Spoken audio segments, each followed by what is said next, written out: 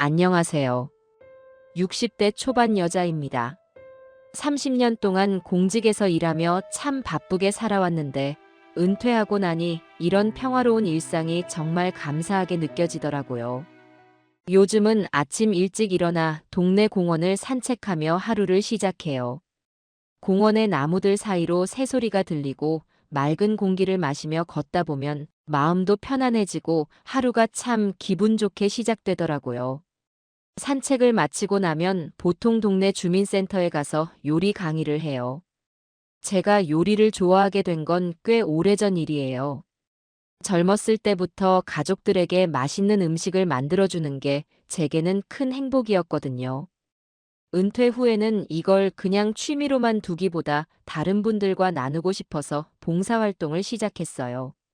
수업을 듣는 분들이 제가 가르쳐드린 요리로 가족들과 행복한 식사를 했다고 이야기하실 때면 정말 뿌듯하답니다. 아들은 회사에서 과장으로 승진해서 바쁘게 지내고 있어요. 제 아들이지만 참 열심히 살아가는 모습이 대견하고 자랑스러워요. 제가 한창 직장에 다닐 때는 아들이 어렸을 때라 신경 써주지 못한 적도 많았어요. 그런 걸 생각하면 아들은 늘 혼자서도 잘 해내고 지금처럼 멋진 어른이 되어준 게 너무 고맙고 대단해요. 그러던 어느 날 아들 동우가 갑자기 전화를 했어요. 엄마, 이번 주말 저녁에 여자친구를 집에 데려가도 될까요? 순간 마음이 두근거리더라고요. 아들이 여자친구를 집에 데려온다는 건 결혼 이야기가 오간다는 뜻 아닐까요? 워낙 자기 이야기를 잘 안 하는 아이라 한 번도 구체적으로 여자친구 이야기를 들은 적이 없어서 더욱 놀랐던 것 같아요. 전화기를 내려놓고 나니 제 마음이 참 설레었어요. 바로 식사 준비를 어떻게 해야 할지 고민이 시작됐어요. 첫인상이 중요한데 어떤 메뉴를 준비하면 좋을까? 한참을 생각했죠. 상다리가 부러질 정도로 차릴 필요는 없지만 정성스럽고 따뜻한 느낌을 줄 수 있는 음식을 준비하고 싶었어요. 제가 자주 해먹는 잡채나 갈비찜, 그리고 제철 나물 반찬을 올리면 좋겠다는 생각이 들었어요. 후식으로는 제가 잘하는 밤 식혜를 만들기로 했답니다. 주말 아침부터는 부엌에서 정신없이 움직였어요. 한참 요리를 하다가 문득 거실을 둘러보다 오래된 쿠션 커버도 새 걸로 바꿨어요. 작은 디테일이 중요한 법이니까요. 저녁 시간이 가까워질수록 제 마음이 점점 떨렸어요. 요리 냄새로 가득 찬 부엌에서 마지막으로 음식들을 차리고 나니 내가 이렇게 긴장할 일이었나 싶어 웃음이 나기도 했어요. 아들이 어떤 사람을 사랑하게 되었는지, 어떤 대화를 나눌지 생각하며 설렘 반, 걱정 반의 마음으로 기다렸답니다. 드디어 초인종이 울렸어요. 문을 열자마자 아들과 함께 선 그녀의 환한 미소를 보니 첫인상부터 참 따뜻한 사람이구나 하는 생각이 들었어요. 안녕하세요, 어머님. 처음 뵙겠습니다. 라며 밝게 인사하는 그녀의 목소리에서 진심이 느껴졌고 제 마음도 그 순간 한결 편안해졌어요. 지연이가 제 손을 꼭 잡으며 했던 말이 아직도 잊히질 않습니다. 어머님의 딸이 되고 싶습니다. 라는 말과 함께 눈물을 글썽이는 모습에 저도 마음이 뭉클해졌습니다. 그날 이후 저는 지연이를 단순한 며느리가 아니라 정말 딸처럼 아끼고 사랑해야겠다고 결심했답니다.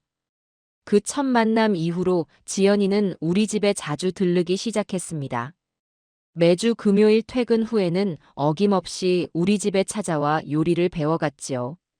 어머님, 오늘은 잡채를 가르쳐 주실 수 있을까요? 어머님 잡채가 그렇게 맛있다던데. 지연이는 그렇게 밝고 따뜻하게 말하며 메모장을 꺼내곤 했습니다.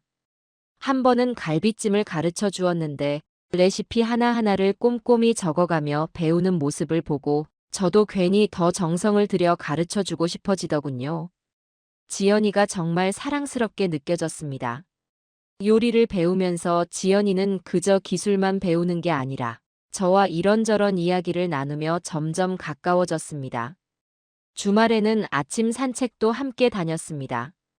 공원에서 걷다 보면 지연이는 종종 자신의 이야기를 들려주곤 했지요. 일하며 겪는 보람과 어려움, 그리고 가족 이야기를 들려주며 저와 점점 더 친밀해졌습니다.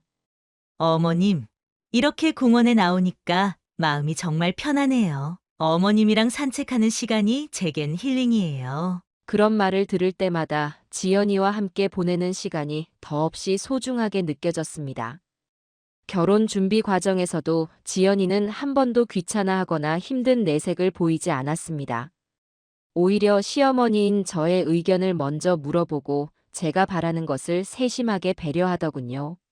어머님, 드레스 고를 때는 어머님께 꼭 먼저 보여드릴게요. 그렇게 말하며 준비를 해주는 모습에 저는 지연이가 우리 가족이 되는 것이 정말 행운이라는 생각을 했습니다. 주변 친구들이 그런 저를 부러워했습니다. 너무 좋은 며느리 둬서 부럽다. 라는 말을 들을 때마다 웃으며 고개를 끄덕였지요. 그렇습니다.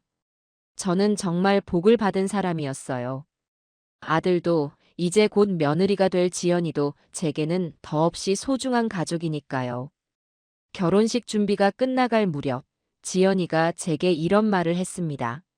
어머님, 제가 부족한 며느리일 수 있지만 정말 최선을 다해 어머님께 잘할게요. 어머님이 저를 딸처럼 생각해 주시는 것처럼 저도 어머님을 제 친엄마처럼 모실 거예요. 그 말을 들으니 갑자기 눈시울이 뜨거워졌습니다. 지연이의 진심이 고스란히 전해졌기 때문입니다. 저는 지연이를 꼭 안아주며 대답했지요. 우리 지연아, 너는 이미 내 딸이야. 부족한 건 무슨? 나는 우리 며느리가 와줘서 정말 고맙다. 그날 이후 저는 지연이가 제게 선물처럼 다가왔다는 것을 매 순간 느꼈습니다. 그녀와 함께할 미래가 참으로 기대되고 행복했어요.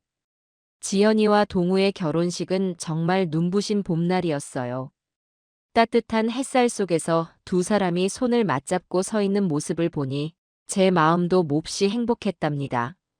결혼식은 화기애애한 분위기 속에서 진행되었고 하객들 모두가 두 사람을 진심으로 축복해 주었지요. 저는 그날 지연이가 정말 제 딸이 된 것처럼 느껴졌어요. 우리 가족이 되었구나 하는 생각에 가슴이 참 뿌듯했답니다. 결혼 후 동우와 지연이는 유럽으로 신혼여행을 다녀왔습니다. 두 사람이 여행지에서 찍은 사진을 SNS에 올리곤 했는데 그 모습이 얼마나 행복해 보이던지요. 지연이가 여행지의 풍경을 배경으로 동우의 팔을 꼭 잡고 환하게 웃고 있는 사진을 보며 저도 덩달아 미소를 짓게 되었어요. 하지만 신혼여행에서 돌아온 후부터 지연이의 태도가 조금씩 달라지기 시작했습니다. 처음에는 사소한 것들이었어요. 제가 전화를 하면 예전처럼 밝게 받던 목소리 대신 조금은 무뚝뚝한 느낌이 들었지요. 어머님, 제가 회사 일이 너무 바빠서 나중에 전화 드릴게요. 그렇게 말하며 서둘러 전화를 끊는 일이 잦아졌습니다. 처음에는 바쁜가 보다 하고 넘겼지만 점점 연락이 줄어들었어요. 제가 보낸 문자에는 답장이 아예 없거나 겨우 몇 시간 뒤에 짧게 돌아오곤 했습니다. 지연아, 주말에 시간 되면 너희 집에 가도 될까? 제가 보낸 문자에는 아무런 대답도 없었습니다. 혹시 무슨 일이 있나 싶어 걱정이 들기도 했지만 굳이 말을 꺼내면 서로 어색해질 것 같아 기다리기로 했지요. 그러던 중 큰일이 터졌습니다. 추석 명절을 앞두고 저는 은근히 기대하는 마음으로 명절 음식을 어떻게 준비할지 고민하며 재료를 미리 사두었어요. 지연이와 동우가 올 걸 생각하니 설레더라고요. 하지만 추석 이틀 전에 지연이에게서 전화가 왔습니다. 어머님, 이번 추석에 저희가 시댁에 못 갈 것 같아요. 친정 어머니가 편찮으셔서 제가 옆에서 도와드려야 할 것 같아요. 걱정스러운 목소리로 그렇게 말하길래 저는 당연히 사돈의 건강이 우선이라고 생각하며 이해하려고 했습니다. 그래, 지연아. 잘 보살펴 드리고 명절 끝나고 시간 되면 얼굴 한번 보자. 저도 아쉬운 마음을 억누르고 그렇게 대답했지요. 그런데 명절 당일 우연히 SNS에서 충격적인 사진을 보게 되었습니다. 지연이가 친구들과 함께 홍콩 여행을 즐기고 있는 사진이었어요. 사진 속 지연이는 활짝 웃으며 여행지를 둘러보고 있었고 제가 알던 그 단아하고 성실한 모습과는 너무 달라 보였지요. 순간적으로 머리가 하얘졌습니다. 친정 어머니가 편찮으시다며 시댁에 오지 못하겠다고 했던 그 말이 떠오르며 배신감과 서운함이 밀려왔어요. 그날 밤 저는 동우에게 조심스럽게 이야기를 꺼냈습니다. 동우야, 지연이한테 왜 그런 이야기를 했는지 한번 물어볼 수 있겠니? 아무리 친정엄마가 아프셔도 홍콩 여행 사진을 보는 건 좀 마음이 그렇더라. 그런데 동우의 반응은 저를 더 서운하게 만들었습니다. 엄마, 요즘 젊은 사람들은 명절에 그렇게 엄격하지 않아요. 지연이도 자기 삶이 있는 거잖아. 너무 예민하게 생각하지 마요. 저는 동우의 말을 듣고 잠시 아무 말도 할 수 없었습니다.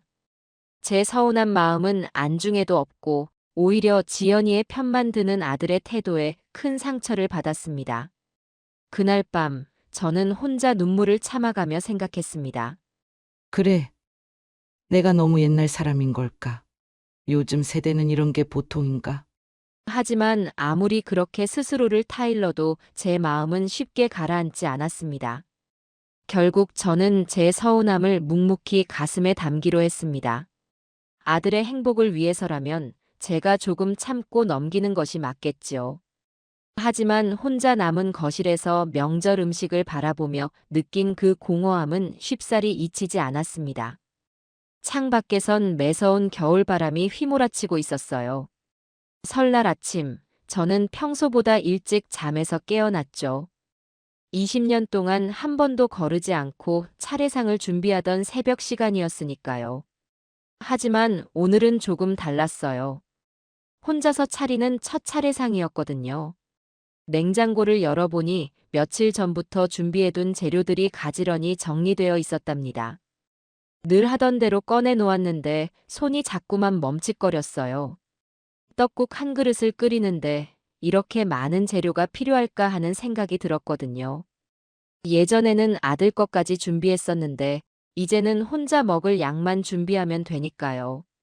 부엌에서 달그락거리는 소리만이 적막한 집안을 채웠어요.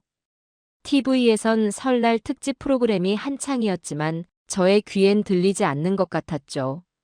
늘 이맘때면 들리던 동우의 발소리가 그리워졌어요. 차례상을 차리면서 저는 지난해 설날이 떠올랐네요. 동우는 제가 끓인 떡국이 세상에서 제일 맛있다며 2그릇이나 더 먹었었죠. 3일 전 동우의 전화를 받으며 저는 가슴이 철렁 내려앉는 걸 느꼈어요. 아들의 목소리엔 미안함보다는 설렘이 가득했죠. 지연의 목소리는 전혀 들리지 않았지만 아마도 옆에서 들뜬 얼굴로 서 있었을 거예요. 차례상을 차리다 말고 휴대폰을 꺼내 동우의 문자를 다시 읽어보았답니다. 어머니, 정말 죄송합니다. 다음에 꼭 보답하겠습니다. 마침 그때 현관 초인종 소리가 울렸어요. 옆집에 사는 김영자 씨와 이순옥 씨가 찾아온 거였죠. 손에는 따뜻한 음식들이 들려 있었답니다. 중금 씨, 혼자 드시기 쓸쓸할까봐 같이 먹으러 왔어요. 우리도 자식들 다들 여행 가고 없어서 심심한데 같이 먹어요. 김영자 씨는 30년 넘게 같은 아파트에 살아온 이웃이었어요. 남편과 사별하고 혼자 지내면서도 늘 밝은 모습으로 주변 사람들을 챙기는 분이었죠. 이순옥 씨도 비슷한 처지였답니다. 아들 둘을 모두 외국으로 유학 보내고 이제는 영상통화로 손자들 얼굴이나 보는 게 전부라고 하시더라고요. 아이고, 고마워요. 들어오세요. 마침 차례상도 다 차렸는데. 세 사람은 함께 차례를 지내고 떡국을 나눠 먹었어요. 김영자 씨가 가져온 동그랑땡은 특히 맛있었고 이순옥 씨의 전도 일품이었죠. 이야기를 나누다 보니 어느새 점심시간이 되었고 창밖에 찬바람도 조금은 수그러든 것 같았어요. 하지만 이웃들이 돌아가고 나자 다시 정막이 찾아왔네요. SNS를 열어보니 동우의 근황이 올라와 있었어요. 하와이 공항에서 찍은 사진이었죠. 지연은 화사한 원피스를 입고 활짝 웃고 있었고 동우는 한 팔로 아내를 감싸 안은 채 행복한 표정을 짓고 있더라고요. 저는 한동안 그 사진을 바라보았어요. 그리고 며칠 후 또 다른 상처가 기다리고 있었네요. 봄바람이 살랑이던 3월의 어느 날이었어요. 백화점 식품관에서 장을 보던 저는 우연히 지연을 마주치게 되었죠. 평소라면 반갑게 인사를 나누었겠지만 지연의 반응은 예상과 달랐답니다. 친구들과 함께 있던 지연은 저를 발견하자마자 얼굴색이 변했어요. 그리고 마치 귀찮은 것을 피하듯 서둘러 자리를 피했죠. 그 모습이 마치 불편한 이웃을 피하는 것처럼 보였답니다. 저는 그 자리에 굳어버렸어요. 장바구니에 담아두었던 과일들이 갑자기 무겁게 느껴졌네요.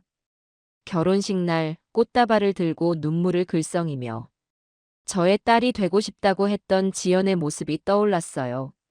매주 금요일마다 퇴근 후에 들러 요리를 배우겠다며 공들여 노트에 적어가던 모습도 생각났죠. 그 모든 것이 거짓이었다는 사실에 가슴이 미어졌어요. 백화점을 나오는 길, 봄비가 부슬부슬 내리기 시작했네요. 저는 우산을 펴지 않았어요. 차가운 빗물이 얼굴을 타고 흘러내렸지만 그것이 눈물인지 비인지 구분할 수 없었죠. 수년간 정성껏 쌓아올린 정이 하루아침에 무너져 내리는 걸 바라보며 저는 깊은 한숨을 내쉬었답니다. 그러다 무더운 여름날, 날씨도 한몫했겠지만 이상하게 몸이 너무 무겁더라고요. 설거지를 하다가 갑자기 어지럽더니 그대로 쓰러지고 말았어요.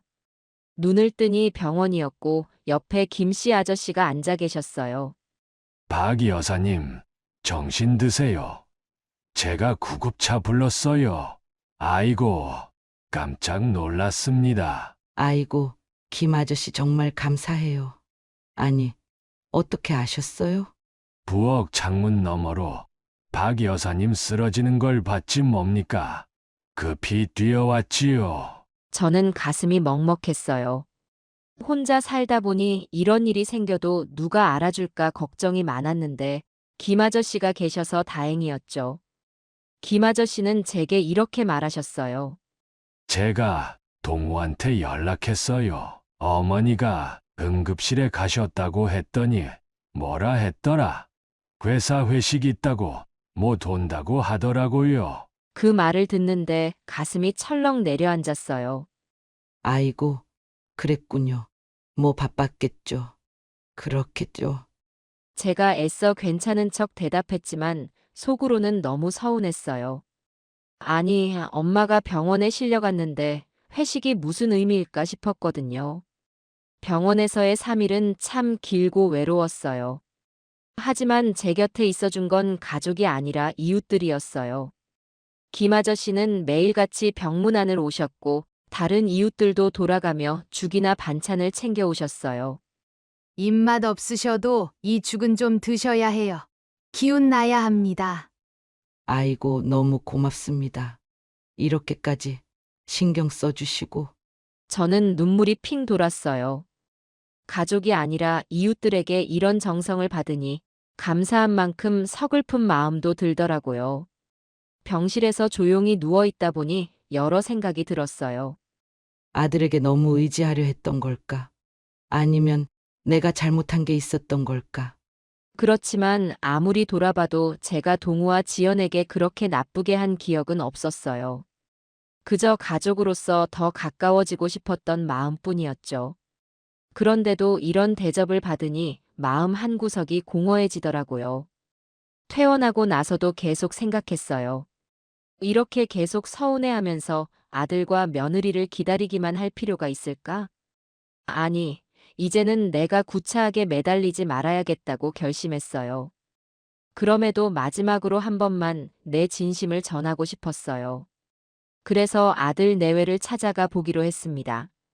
내가 무슨 말을 하든 받아들여지든 말든 한 번만 이야기하면 미련 없이 돌아서기로 마음먹었죠. 봄볕이 따스하게 비치던 오후였어요. 아들 내외가 사는 아파트 단지에 들어서니 벚꽃이 흩날리고 있더라고요. 하지만 저의 발걸음이 무거웠어요. 엘리베이터를 타고 올라가는 동안 마음이 복잡했죠.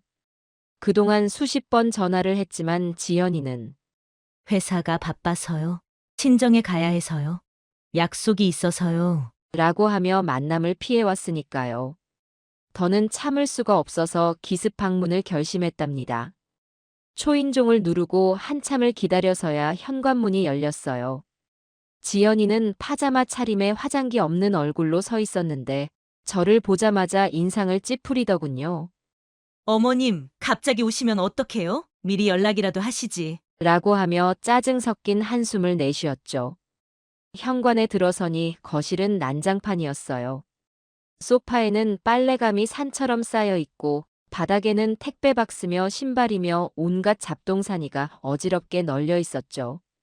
지연이는 그런 것도 신경 쓰지 않는 듯 소파에 앉아 휴대폰만 들여다보고 있었어요. 어제부터 속이 안 좋아서 제대로 된 끼니를 못 먹었던 저는 며느리에게 조심스럽게 말을 꺼냈죠. 지연아, 얘가 아침부터 속이 안 좋아서 아무것도 못 먹었네. 간단하게라도 뭘 좀 해줄 수 있겠니?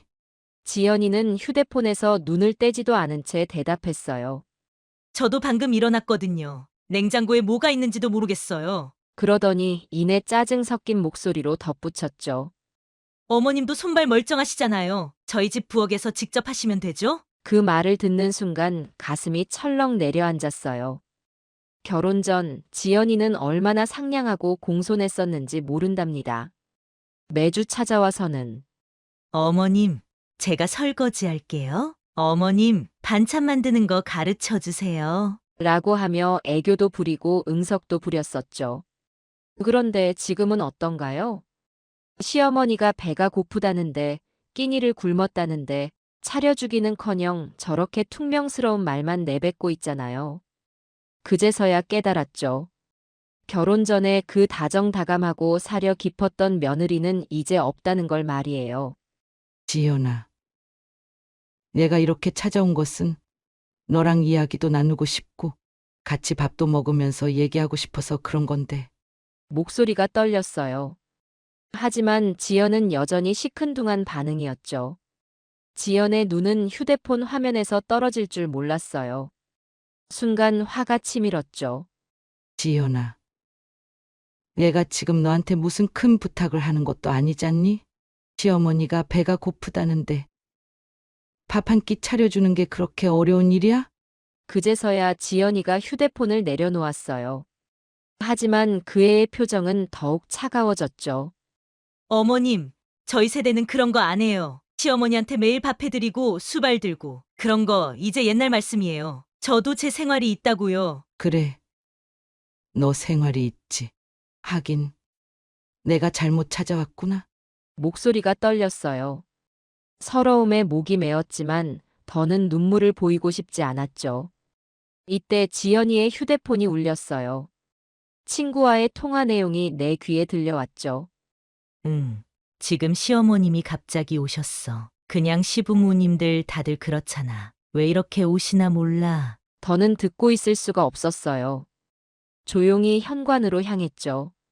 신발을 신으면서 뒤돌아보니 지연이는 이미 자기 방으로 들어가 버린 뒤였어요. 아파트를 나서는 발걸음이 무거웠답니다. 봄바람이 따스하게 불어오는데도 온몸이 떨리고 있었어요. 내가 뭘 그렇게 잘못했나. 딸처럼 생각하고 그렇게 예뻐했는데. 하지만 이대로 물러설 순 없었죠. 내 눈빛이 달라졌어요. 그래, 너가 그렇게 나오니 나도 가만히 있지 않겠어. 차 시동을 걸며 결심했답니다. 마트에 들어서자마자 비장한 마음이 들었어요. 오늘은 평소와는 다른 장보기를 하기로 마음먹었거든요. 대형 카트를 끌고 고기 코너로 향했죠. 진열대 앞에 서서 가장 좋은 한우만 골라 담았어요. 2플러스 등급 한우 등심과 안심이 눈에 띄더군요. 이거 다 주세요. 정육 코너 직원이 놀란 눈으로 쳐다봤어요. 손님, 이거 꽤 비싼데 몇 분 드시려고요? 난 망설임 없이 대답했죠. 그냥 다 주세요. 수산물 코너로 발걸음을 옮겼어요. 완도산 활전복이 탱글탱글하게 살아있는 걸 보니 마음에 쏙 들더군요. 이것도 다 주세요. 직원이 또다시 놀란 표정을 지었죠. 손님, 이거 전부 다 드려요? 전식 웃으며 말했어요. 네. 전부 다 주세요. 제철 산나물도 빼놓을 순 없었죠. 고사리, 취나물, 두릅. 봄나물이 한창이었거든요. 가격도 비싸고 손질하기도 번거롭지만 오늘만큼은 그런 걸 신경 쓰고 싶지 않았어요. 해산물 코너에서는 자연산 도미와 광어를 골랐어요. 회로 떠서 내놓으면 지연이가 좋아하던 것들이었죠. 예전에 며느리가 된다며 찾아왔을 때 내가 해준 음식들을 맛있게 먹던 모습이 떠올랐어요. 그땐 다 거짓이었던 걸까? 장바구니엔 최상급 식재료들이 가득 찼어요. 평소 같았으면 엄두도 못 냈을 값비싼 것들 뿐이었죠. 하지만 오늘은 달랐어요. 내 자존심을 되찾는 날이니까요. 계산대 앞에 서자 계산원의 눈이 커졌어요. 금액이 올라갈 때마다 놀란 표정이 역력했죠. 67만 3천 원입니다. 떨리는 목소리로 말하는데 전 눈 하나 깜짝하지 않고 카드를 내밀었어요. 이렇게 많은 걸 혼자 들고 가실 수 있으세요? 계산원이 걱정스러운 듯 물었지만 난 당당하게 대답했죠. 괜찮아요. 아들 집에 가는 거니까요. 주차장으로 카트를 밀고 가는데 지나가는 사람들이 모두 쳐다보는 것 같았어요. 비싼 식재료가 가득 담긴 봉지들을 차에 싣는데 힘이 절로 나는 것 같았어요. 내가 돈이 없어서 이런 걸 못 사는 게 아니라는 걸 보여주고 싶었거든요. 다시 아들 집으로 향하는 동안 마음이 단단해졌어요. 예전처럼 구차하게 굴지 않을 거예요. 지연이가 무시하듯 대하는 걸 더는 참지 않을 거라고 다짐했죠. 현관문을 열고 들어가니 여전히 조용했어요. 지연이는 아까 그대로 방 안에 틀어박혀 있나 봐요. 괜찮아요. 오히려 잘 됐죠. 더 맘 편히 요리할 수 있으니까요. 주방으로 장바구니를 옮기면서 속으로 생각했어요. 시어머니 밥 한번 차려주기 싫다고? 조용히 하지만 단호하게 요리를 시작했어요. 한우는 미리 실온에 두어 부드럽게 숙성시키고 전복은 한 마리씩 정성스레 손질했죠. 산나물은 데치고 무치고 생선에는 예쁘게 모양을 내서 담았어요.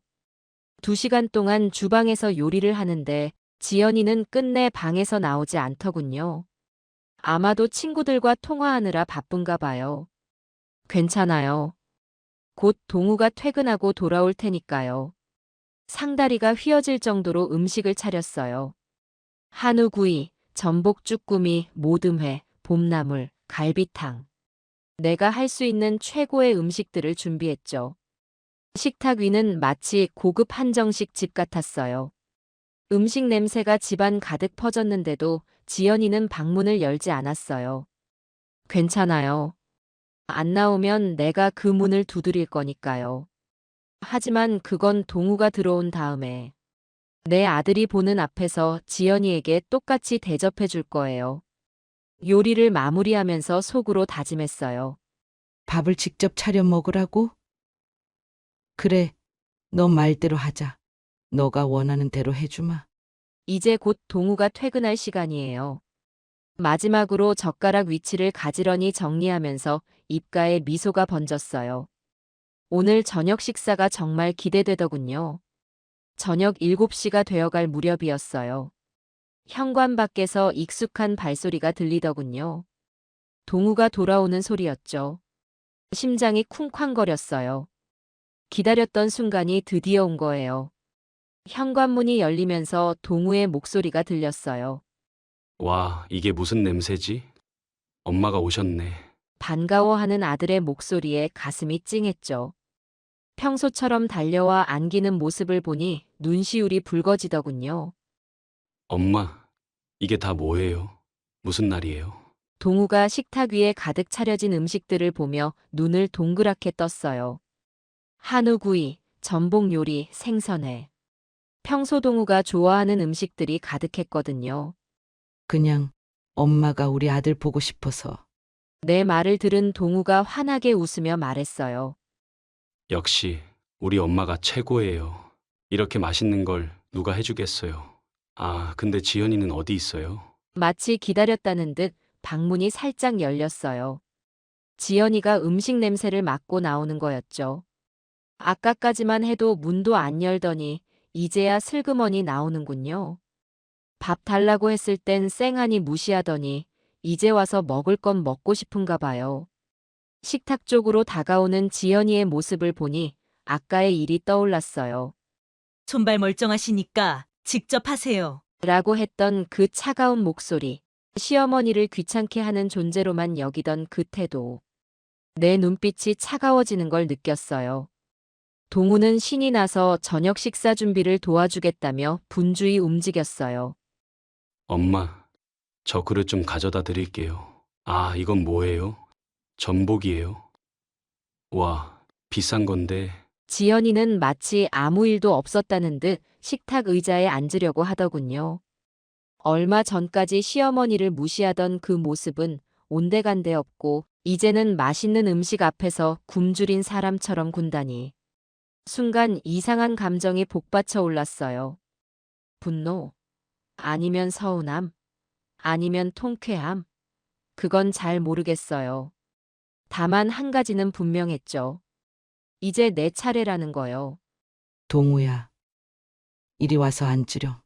내 목소리가 평소보다 조금 크게 들렸나 봐요. 동우가 의아한 표정을 지었거든요.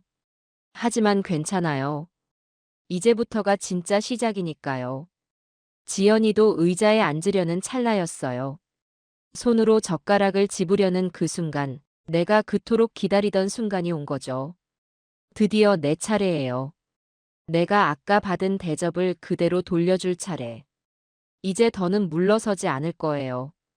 시어머니라고 무시하고 귀찮은 존재 취급하고 오늘은 그 대가를 치르게 해줄 거예요. 내 눈빛이 달라진 걸 동우도 눈치챈 것 같아요. 괜찮아요. 곧 모든 걸 알게 될 테니까요. 며느리가 어떤 사람인지, 오늘 어떤 일이 있었는지 모든 걸 다 알게 될 거예요. 제가 말했어요. 얘야, 아까 누가 직접 차려 먹으라고 했더라? 그대로 하면 되겠네. 순간 식탁 주변의 공기가 얼어붙는 것 같았어요. 동우는 영문을 모르겠다는 표정으로 나를 바라봤죠. 엄마, 무슨 말씀이세요? 지연이의 얼굴이 순식간에 하얗게 변했어요. 아까 그 당당하던 목소리는 어디 갔는지 이제는 새하얀 백지처럼 창백해진 얼굴로 서 있더군요. 그러더니 이내 얼굴이 불그락푸르락하게 변하기 시작했어요. 어머니. 그게 저는 지연이가 더듬거리며 말을 꺼내려 했지만 난 들을 생각이 없었어요.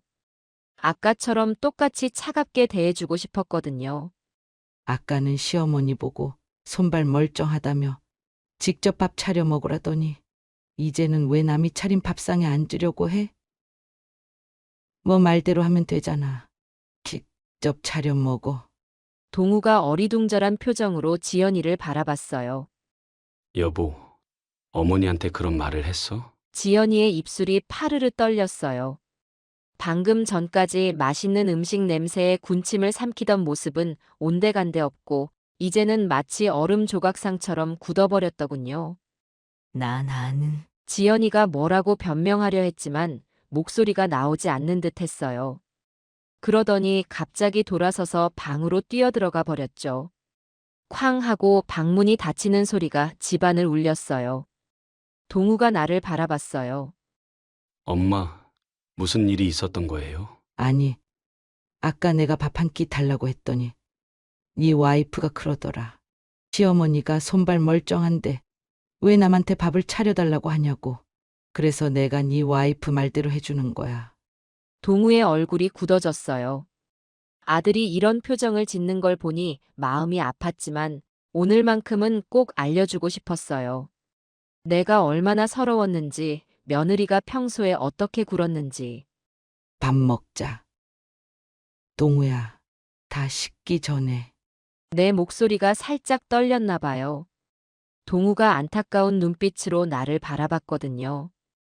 엄마, 동우가 뭔가 말하려다가 그만두더군요. 대신 조용히 수저를 들었어요. 모처럼 마주 앉은 모자의 식사였지만 분위기는 무거웠어요. 동우는 가끔 방문을 힐끗거리면서도 지연이를 부르러 가진 않았죠. 아마도 며느리의 잘못을 인정한 걸지도 모르겠어요. 밖에는 어느새 달이 떴더군요. 창가에 비친 달빛이 마치 오늘의 진실을 비추는 것만 같았어요. 지연이는 끝내 방에서 나오지 않았고 우리 모자는 오랜만에 마주 앉아 저녁을 먹었죠. 식사를 마치고 동우가 설거지를 도와주겠다고 나섰어요. 평소에는 절대 하지 않던 일인데 오늘따라 아들이 더 착해 보이더군요. 엄마, 제가 설거지 할게요. 엄마는 좀 쉬세요. 동우의 목소리에 미안함이 묻어났어요. 하지만 전 괜찮았어요. 오히려 후련했죠. 드디어 진실을 보여줄 수 있었으니까요. 그날 밤 집으로 돌아오는 길에 달빛이 참 밝더군요. 마치 내 마음속 응어리가 녹아내리는 것처럼 포근했어요. 이제 더는 숨기지 않아도 되니까요. 지연이의 본 모습을, 내가 겪었던 서러움을, 모든 걸 다 보여줄 수 있었으니까요. 그러던 어느 날 오후 예고도 없이 동우가 찾아왔어요. 평소와는 달리 수척해 보이는 얼굴이었죠. 아들의 모습을 보는 순간 가슴이 철렁했어요. 문을 열어주자마자 동우가 내 손을 꼭 잡더군요. 엄마, 오늘은 제가 할 말이 있어서 왔어요. 거실에 앉자마자 동우가 고개를 숙였어요. 엄마, 전 이혼하기로 결심했어요. 갑작스러운 말에 놀라 말도 못하고 있는데 동우가 계속해서 말을 이어갔죠. 그날 이후로 계속 생각해봤어요. 지연이가 엄마를 어떻게 대했는지, 그리고 제가 얼마나 무심했는지. 동우의 목소리가 떨리고 있었어요. 아니야, 동우야. 그런 게 아니라. 내가 말을 막으려 했지만 동우가 고개를 저었죠. 엄마, 이건 그날 일 때문만이 아니에요. 사실 그동안 많은 일들이 있었어요. 제가 엄마에게 말씀드리지 않았던. 동우의 눈에 눈물이 고이기 시작했어요. 알고 보니 지연이는 결혼 초부터 동우의 월급을 전부 관리하면서 시어머니 용돈은 한 푼도 주지 말라고 했다더군요. 우리 집에 가지 말라고 고집부린 것도 결국은 돈 때문이었다고 해요. 엄마 집에 오면 용돈도 드려야 하고 선물도 사야 하니까 가지 말자고 했던 거예요. 제가 그걸 이제야 알았어요. 동우의 어깨가 떨리고 있었어요. 순간 가슴이 미어졌어요. 돈 때문에 아들을 못 보게 했다니. 그동안 얼마나 속상했을까 싶어서요. 동우야. 그래도 이혼까지. 엄마, 이건 엄마 때문이 아니에요. 제가 이제야 깨달은 거예요. 지연이가 저를 진심으로 사랑해서 결혼한 게 아니었다는 걸. 동우가 주먹을 꽉 쥐었어요. 그제서야 동우가 모든 걸 털어놓더군요. 지연이가 사람들 앞에서 제 험담을 하고 다녔다는 것. 동우의 월급 보너스를 전부 친정으로 보냈다는 것. 심지어 우리 집 재산 관리가 목적이었다는 것까지. 엄마, 제가 정말 죄송해요. 그동안 엄마 마음도 모르고 지연이 편만 들었잖아요. 동우가 결국 참았던 눈물을 터뜨리고 말았어요. 아들의 눈물을 닦아주며 말했죠. 아니야. 엄마는 너가 행복하면 그걸로 됐어. 이혼은 좀 더 생각해 보는 게. 하지만 동우의 마음은 이미 정해진 것 같았어요. 엄마, 이제는 제가 엄마를 지켜드릴 거예요. 그동안 못해드린 효도도 앞으로 차근차근 해나갈게요. 저녁이 다 되도록 동우와 이야기를 나눴어요.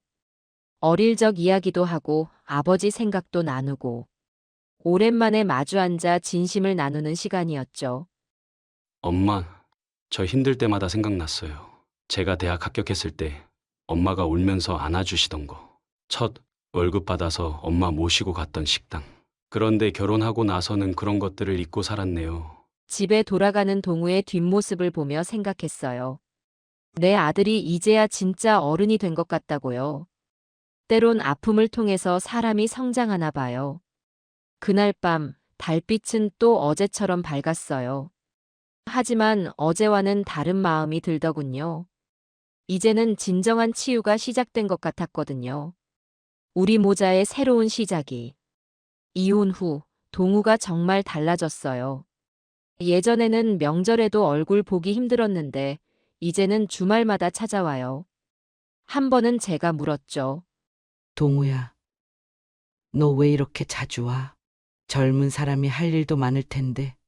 그랬더니 동우가 그러더군요. 엄마, 전 이제야 제대로 된 아들 노릇을 하는 것 같아요. 그동안 얼마나 엄마 마음을 몰랐는지 죄송해서 그래요. 지난 주말에는 아침 일찍 와서 청소기를 들고 구석구석 청소를 하더라고요. 예전 같았으면 상상도 못할 일이에요. 그만해, 엄마가 할게. 했더니 엄마, 이제는 제가 엄마 편하게 해드리고 싶어요. 하면서 막무가내예요. 청소가 끝나고 같이 시장에 가자고 하더군요. 예전엔 시장은 쳐다보지도 않던 아이인데 장바구니를 들고 이것저것 사느라 정신이 없었죠. 엄마, 이거 맛있죠? 이것도 사요. 하면서 제가 좋아하는 걸 다 기억하고 있더라고요. 시장 구경을 마치고 집에 돌아와서는 같이 요리를 하자고 하는 거예요. 엄마, 전 이제 요리도 배우고 있어요. 엄마 음식 맛이 자꾸 생각나서요. 서툴지만 열심히 도와주는 모습을 보니 코끝이 찡했죠. 어느 날은 퇴근길에 들렀다가 제 손을 보더니 깜짝 놀라는 거예요. 엄마, 손이 왜 이렇게 거칠어요? 다음 날 회사 퇴근하고 핸드크림을 사왔더군요. 엄마, 이거 발라요. 제가 연구해 보니까 이게 제일 좋대요. 요즘은 아침마다 전화가 와요. 엄마, 잘 주무셨어요? 오늘은 뭐 하실 거예요? 처음엔 왜 이러나 싶었는데 이제는 그 전화를 기다리게 되더군요. 한 번은 제가 감기에 걸렸는데 동우가 알자마자 퇴근길에 죽을 사들고 왔어요. 엄마, 이거 드세요. 제가 회사 앞에 있는 맛집에서 사왔어요. 따뜻한 죽 한 그릇에 눈물이 났죠. 지난번에는 등산 가자고 하더군요. 엄마, 운동도 하시고 경치도 보시면 좋잖아요. 산에 올라가면서 제 손을 꼭 잡고 중간중간 쉬어가면서 천천히 올라갔어요. 정상에 도착해서 동우가 그러더군요. 엄마, 저 어릴 때 많이 업어주셨죠? 이제는 제가 엄마 힘이 되어드릴게요. 명절 때는 더 특별해요. 이제는 제가 차례상을 준비하려고 해도 동우가 먼저 나서서 장보고 음식을 하려고 해요. 엄마, 이제는 제가 할게요. 엄마는 좀 쉬세요. 저녁이면 같이 TV도 보고 이런저런 이야기도 나누죠. 예전에는 하지 못했던 이야기들. 동우의 회사 생활, 어릴 적 추억, 앞으로의 계획까지. 그러면서 조심스럽게 말을 꺼내더군요. 엄마, 사실 제가 만나는 사람이 생겼어요. 순간 가슴이 철렁했어요. 지연이 생각이 나서요. 하지만 동우의 표정이 전과는 달랐어요. 수줍게 웃으면서 이야기를 하는 모습이 마치 첫사랑에 빠진 고등학생 같더군요. 엄마가 입원하셨을 때 그 병원에서 만난 간호사예요. 기억나세요? 엄마 담당이었던. 아, 그때 그 간호사. 제가 아플 때 밤낮으로 살뜰히 챙겨주던 그 사람이었어요. 어떤 모임에서 알게 됐는데 우연처럼 그 간호사였던 거예요. 엄마, 이번에는 정말 좋은 사람 같아요. 엄마한테도 잘할 것 같고. 그 말을 듣는데 코끝이 찡하더군요. 아들이 이렇게까지 저를 생각해 주다니. 동우야, 엄마한테 잘하는 건 중요하지 않아. 너만 잘하면 돼. 동우가 놀란 듯이 저를 쳐다봤어요. 엄마, 그래. 너가 행복하고 너한테 잘하는 사람이면 돼. 시어머니한테 너무 잘하려고 하면 오히려 부담스러울 수 있어. 그냥 너무 못되지만 않으면 엄마는 다 괜찮아. 눈시울이 붉어진 동우가 제 손을 꼭 잡더군요. 엄마, 전 정말 복받은 아들이에요. 이번에는 절대 실수하지 않을 거예요. 그 말을 들으니 오히려 제 마음이 무거워졌어요. 아니야, 동우야. 완벽한 관계는 없어. 서로 이해하고 배려하면서 맞춰가는 거지. 엄마는 너가 행복하기만 하면 돼. 며칠 뒤 그 간호사를 다시 만났어요. 여전히 그 따뜻한 미소를 짓고 있더군요. 어머님, 저 동우 오빠랑 만나고 있어요. 수줍게 인사를 하는데 이번에는 달랐어요. 그 눈빛에서 진심이 보였거든요. 알아요. 동우한테 다 들었어. 너무 부담 갖지 말고 편하게 만나봐요. 제 말에 그 아이가 안도의 한숨을 내쉬더군요. 돌아오는 길에 동우가 물었어요. 엄마, 어떠세요? 전 빙그레 웃으며 대답했죠. 괜찮아 보이네. 근데 엄마는 중요하지 않아. 너가 행복해 보이는 게 중요하지. 그랬더니 동우가 또 눈물을 글썽이는 거예요. 엄마, 저는 정말 더 말을 잇지 못하고 끝내 울음을 터뜨리더군요. 세상에 완벽한 관계는 없다고 해요. 하지만 서로를 이해하고 배려하면서 조금씩 맞춰간다면 그게 바로 행복이 아닐까요? 이제는 그걸 알 것 같아요. 세월이 흐르고 계절이 바뀌어도 우리 가족의 이야기는 계속될 거예요. 따스한 봄날의 벚꽃처럼, 때론 뜨거운 여름날의 소나기처럼, 또 때론 선선한 가을날의 단풍처럼 서로 다른 모습으로 물들어가며 우리는 성장하고 있어요. 이제 더는 쓸쓸한 저녁 식탁도 차가운 명절도 없어요. 대신 서로의 마음을 나누는 따뜻한 시간들이 하나둘 쌓여가고 있죠. 인생이란 게 참 묘한 것 같아요. 한때는 가슴 아팠던 기억도 지나고 보니 우리를 더 단단하게 만들어준 선물이었나 봐요. 깊어가는 가을 하늘처럼 우리의 마음도 더욱 깊어지고 밤하늘의 별들처럼 서로에 대한 이해도 반짝이며 빛나고 있어요. 이제는 알 것 같아요. 행복은 거창한 게 아니라 서로를 보듬어주는 작은 마음에서 시작된다는 걸. 그리고 그 마음들이 모여 우리 가족만의 아름다운 이야기를 만들어가고 있다는 걸요. 저는 김갑두라고 합니다. 올해 70살이 되었습니다. 몇 년 전에 회사에서 은퇴를 하고 집에서 편히 쉬고 있었죠. 그때만 해도 제 노후가 이렇게 될 줄은 몰랐습니다. 은퇴 후 처음 몇 달은 정말 행복했습니다. 아침에 늦잠도 자고 공원도 산책하고 옛 동료들과 점심도 먹고 그동안 못 해본 것들을 하나씩 해나가는 재미가 쏠쏠했죠. 아내와 함께 여행도 다녀왔습니다. 젊을 때는 시간이 없어 못 갔던 곳들을 하나씩 가보는 게 꿈만 같았어요. 하지만 그 행복도 잠시였습니다. 아, 그러고 보니 제 가족 소개를 안 했군요. 아내는 몇 년 전 하늘로 떠났어요. 첫째 아들 민규는 38살이고 둘째 딸 민지도 있습니다. 민규 녀석이 문제였습니다. 사업한다고 나가더니 결국 말아먹고 돌아왔어요. 그것도 며느리랑 같이 말이죠. 어느 날 밤 갑자기 전화가 왔습니다. 아버지, 저희가 좀 들어가도 될까요? 순간 가슴이 철렁 내려앉더군요. 아들 목소리가 떨리는 게 좋지 않은 일이 있었다는 걸 직감했습니다. 그래, 들어오너라. 다음 날 아들과 며느리가 짐을 들고 왔습니다. 사정을 들어보니 사업 실패로 모든 걸 날렸다더군요. 게다가 빚까지 졌다고 합니다. 한숨이 절로 나왔습니다. 하지만 어쩌겠습니까? 내 자식인데. 알았다. 일단 들어와 살아라. 그렇게 아들 내외가 집에 들어왔습니다. 처음에는 일시적일 거라 생각했습니다. 곧 자리 잡고 나갈 거라고요. 하지만 현실은 그렇지 않았습니다. 아들은 일용직을 전전했고 며느리는 집에서 쉰다고 하더군요. 아버님, 제가 좀 쉬어야 할 것 같아요. 너무 지쳐서. 뭐 그럴 수도 있겠지 싶었습니다. 하지만 그게 며칠이 아니라 몇 주, 몇 달이 되더군요. 결국 제 연금으로 네 식구가 살아야 했습니다. 아들, 며느리, 손주, 그리고 저까지요. 처음엔 힘들었지만 참았습니다. 가족인데 어떡합니까? 하루는 통장 잔고를 보다가 한숨이 나왔습니다. 평생 모아둔 돈이 눈 녹듯이 줄어들고 있더군요. 이러다간 얼마 못 가겠는데.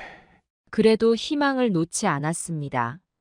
아들이 곧 안정된 직장을 구할 거라고 며느리도 일자리를 찾을 거라고 믿었거든요.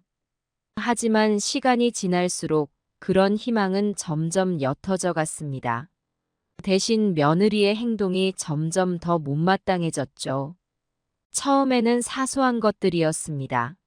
식사 준비를 안 한다거나 집안 청소를 대충 한다거나 젊은 사람이 적응하느라 그렇겠지 하고 넘어갔습니다. 하지만 점점 더 심해지더군요. 제가 이렇게 해보라고 조언을 해도 듣지 않았습니다. 아이고, 아버님. 요즘은 그렇게 안 해요. 라면서 제 말을 무시하더군요. 그래도 참았습니다. 세대 차이려니 하고 넘어갔죠. 하지만 이게 시작에 불과했다는 걸 그때는 몰랐습니다. 더 큰 갈등들이 기다리고 있었거든요. 첫 번째 큰 충돌은 TV 리모컨을 두고 일어났습니다. 별거 아닌 것 같지만 이게 큰 문제가 되더군요. 은퇴하고 나니 TV 보는 게 제 낙이 되었습니다. 특히 저녁 9시 뉴스는 꼭 봤죠. 세상 돌아가는 걸 알아야 한다고 생각했거든요. 그런데 어느 날부터인가 며느리가 그 시간에 꼭 드라마를 보겠다고 하더군요. 처음에는 양보했습니다. 그래, 봐라. 나는 나중에 재방송으로 보면 되지. 하지만 이게 매일 반복되니 참기 힘들더군요. 어느 날은 제가 먼저 TV를 켜고 뉴스를 보고 있었습니다. 그런데 며느리가 들어오더니 대뜸 채널을 돌리는 겁니다.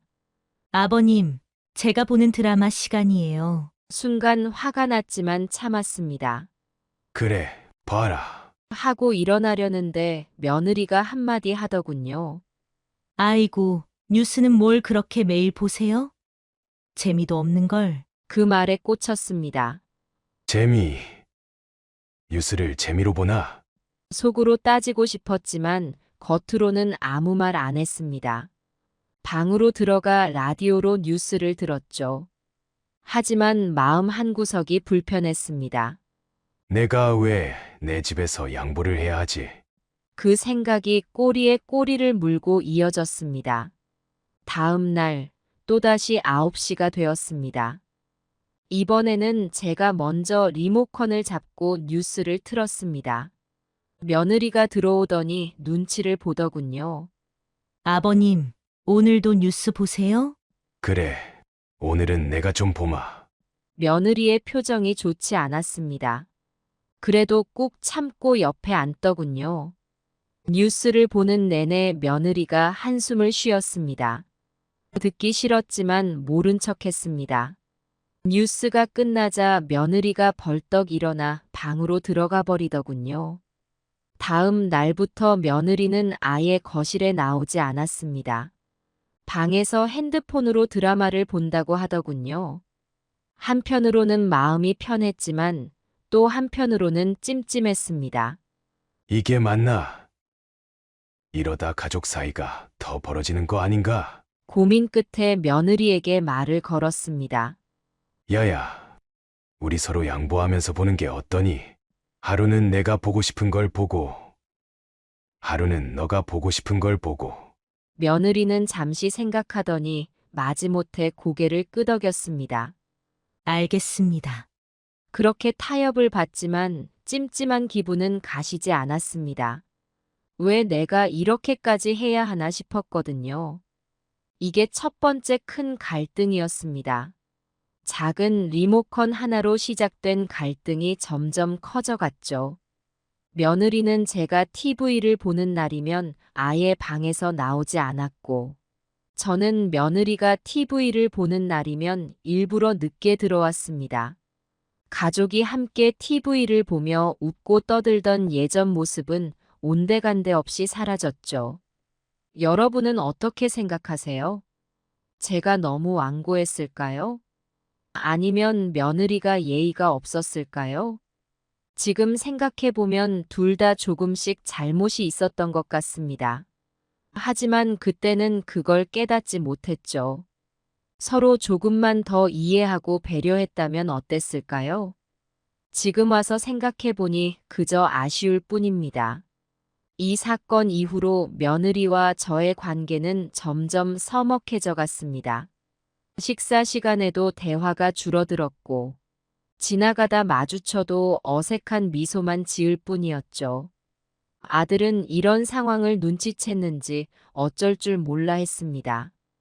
아버지, 무슨 일 있으세요? 물어보면 저와 며느리는 입을 다물었습니다.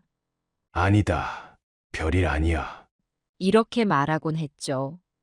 하지만 별일이 아니라고 하기엔 집안 분위기가 점점 더 어두워져 갔습니다. 김장철이 다가왔을 때였어요. 우리 집에서는 매년 김장을 했습니다. 제 아내가 살아있을 때는 온 가족이 모여 김장을 했죠. 아내, 며느리, 딸까지 모두 모여 김치를 담그면 집안에 웃음소리가 가득했습니다. 하지만 아내가 떠난 후로는 김장이 힘들어졌습니다.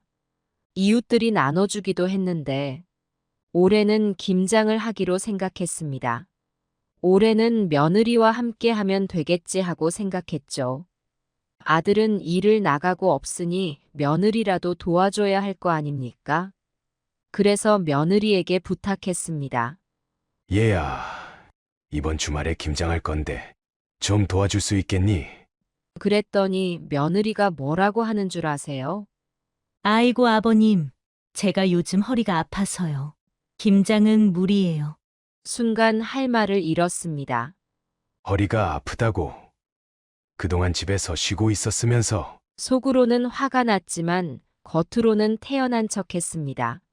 그래, 많이 아프니? 병원은 가봤니?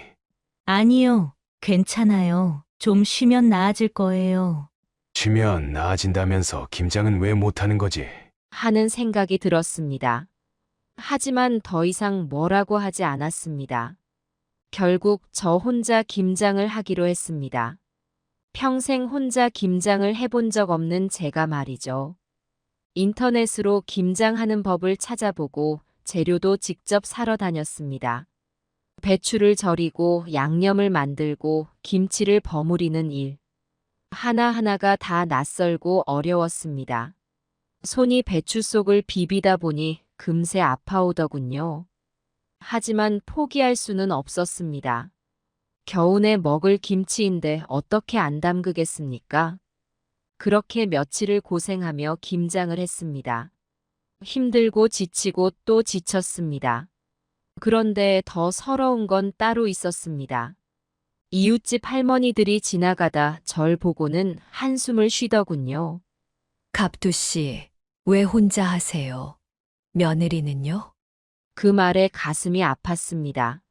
뭐라고 대답해야 할지 몰라 그저 웃고 말았습니다. 아니에요. 제가 하고 싶어서 하는 거예요. 거짓말을 했습니다. 하고 싶어서가 아니라 어쩔 수 없이 하는 건데 말이죠. 그 모습을 본 이웃 할머니 한 분이 도와주겠다고 나섰습니다. 내가 좀 도와줄게요.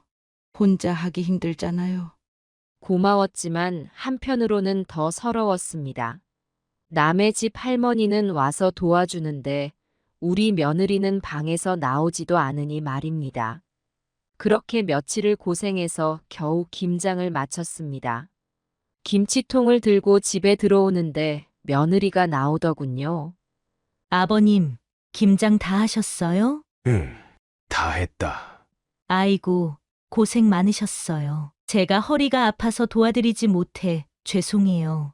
그 말을 듣는데 왜 그리 서러운지 모르겠습니다. 진심으로 미안해하는 걸까? 아니면 그저 형식적인 말일 뿐일까? 의심이 들더군요. 괜찮다. 내가 할 수 있는 일이니까. 그렇게 대답하고 방으로 들어왔습니다. 김치 맛을 보니 짜기도 하고 싱겁기도 했습니다. 아내가 담그던 맛있는 김치와는 비교도 안 되더군요. 내가 이러려고 김치 담궜나 하는 생각이 들었습니다. 매년 봄이 되면 우리 집에서는 대청소를 했습니다. 겨우내 쌓인 먼지를 털어내고 집안 구석구석을 깨끗이 닦는 거죠. 아내와 함께 청소를 하면 하루가 금방 지나갔죠. 힘들어도 함께 하니 즐거웠습니다. 하지만 이번엔 달랐습니다. 아내도 없고 아들은 일하러 나가고 딸은 출가해서 오지 못했죠. 결국 저와 며느리 둘뿐이었습니다. 이번엔 며느리가 도와주겠지 하고 생각했습니다. 김장 때 일이 있었지만 이번엔 다를 거라 믿었거든요. 아침 일찍 일어나 며느리를 깨웠습니다. 얘야, 오늘 대청소하자. 일어나거라. 그랬더니 며느리가 뭐라고 하는 줄 아세요? 아이고 아버님, 제가 어제 늦게 자서 너무 피곤해요. 좀 더 자면 안 돼요? 순간 할 말을 잃었습니다. 늦게 잤다고? 뭘 하느라고? TV 소리가 늦게까지 들리긴 했지만 설마 그것 때문에 청소를 안 한다고? 그래도 청소는 해야지. 다 같이 사는 집인데. 네, 알겠어요. 조금만 더 자고 나갈게요. 하지만 며느리는 끝내 방에서 나오지 않았습니다. 결국 저 혼자 청소를 시작했습니다. 먼지 쌓인 가구들을 닦고 바닥을 쓸고 닦고 허리도 아프고 다리도 아팠지만 멈출 수는 없었습니다. 이러다 병이라도 나면 어쩌지 하는 생각도 들었습니다. 하지만 더럽게 살 수는 없잖아요. 그렇게 혼자 청소를 하고 있는데 옆집 할머니가 들어오셨습니다. 갑두 씨, 대청소하세요? 제가 좀 도와드릴게요. 고마우면서도 한편으로는 너무 부끄러웠습니다. 남의 집 할머니는 와서 도와주는데 우리 며느리는 방에서 나오지도 않으니 말입니다. 아니에요. 괜찮습니다. 그렇게 말했지만 할머니는 들은 척도 안 하고 청소를 하더군요. 에이, 뭘요. 옆집 사는 사이인데 이 정도야 뭐. 결국 할머니의 도움을 받아 청소를 마쳤습니다. 집안이 깨끗해지니 기분은 좋았지만 마음 한구석이 무거웠습니다. 왜 이렇게 살아야 하나 하는 생각이 들더군요. 청소를 마치고 할머니가 돌아가신 후 며느리가 방에서 나왔습니다. 아버님, 청소 다 하셨어요? 집이 깨끗해졌네요. 그 말을 듣는데 왜 그리 서러운지 모르겠습니다. 그래, 다 했다. 아이고, 고생 많으셨어요. 제가 늦잠 자서 도와드리지 못해 죄송해요. 또 이 말입니다. 진심으로 하는 말인지 그저 형식적인 말인지 구분이 안 되더군요. 괜찮다. 내가 할 수 있는 일이니까. 그렇게 대답하고 방으로 들어왔습니다. 창밖을 보니 봄 햇살이 따뜻하게 비치고 있었습니다. 아, 봄이 왔구나. 그 생각을 하는데 갑자기 눈물이 나더군요. 아내와 함께 봄맞이 청소를 하던 때가 생각났습니다. 힘들어도 서로 웃으면서 일했던 그때가 그리웠습니다. 내가 뭘 잘못했나? 왜 이렇게 됐지? 이런 생각들이 머릿속을 맴돌았습니다. 청소는 끝났지만 마음속 먼지는 털어내지 못한 것 같았습니다. 그날은 평소와 다름없는 아침이었습니다.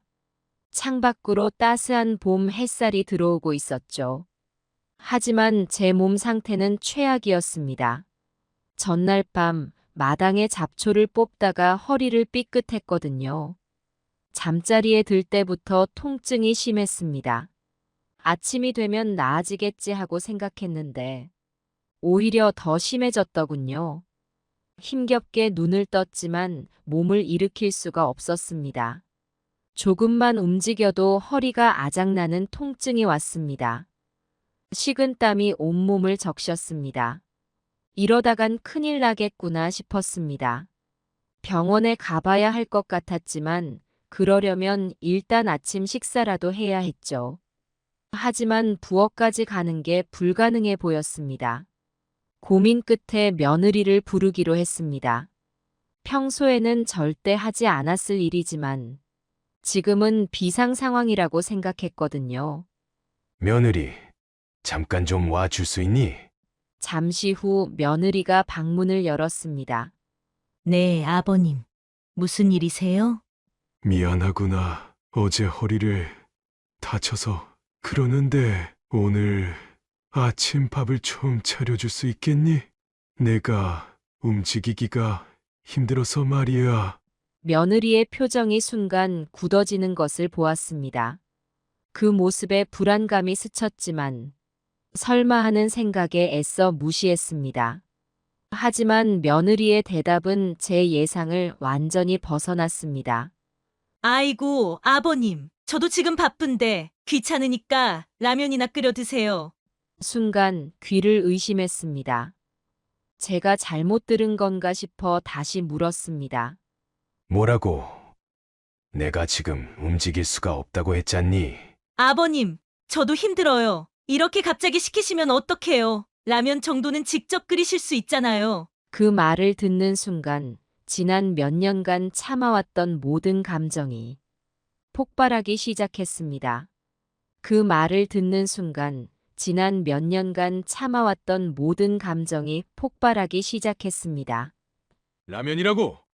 내가 지금 허리가 아파 움직일 수도 없다고 했는데 너는 그걸 귀찮다고? 이 집에서 먹고 자면서 그게 할 말이냐? 며느리의 얼굴이 붉어졌습니다. 그녀도 참았던 감정을 쏟아내기 시작했습니다. 아버님도 너무하세요. 저희가 이 집에서 산다고 해서 저를 식모처럼 부리실 건가요? 저도 사람이에요. 제 생활이 있다고요. 그 말에 머리끝까지 화가 치솟았습니다. 고통을 무릅쓰고 몸을 일으켰습니다. 허리에 통증이 더 심해졌지만 화가 나서 그런 것은 신경 쓰지 않았습니다. 뭐? 식모? 너희가 이 집에 들어온 이후로 내가 얼마나 참아왔는지 아느냐? 내 연금으로 너희 먹여 살리면서 집안일은 내가 다 하고 김장의 대청소까지 그동안 너가 한 게 뭐가 있어? 목소리가 떨렸습니다. 그동안 참아왔던 서러움이 한꺼번에 쏟아져 나왔습니다. 며느리도 지지 않고 말을 이었습니다. 아버님, 저도 이 집에서 편하게 살려고 온 게 아니에요. 남편 따라왔다가 이렇게 된 거잖아요. 저도 힘들어요. 매일 눈치 보면서 사는 게 얼마나 힘든 줄 아세요? 그 말을 듣자 더욱 화가 났습니다.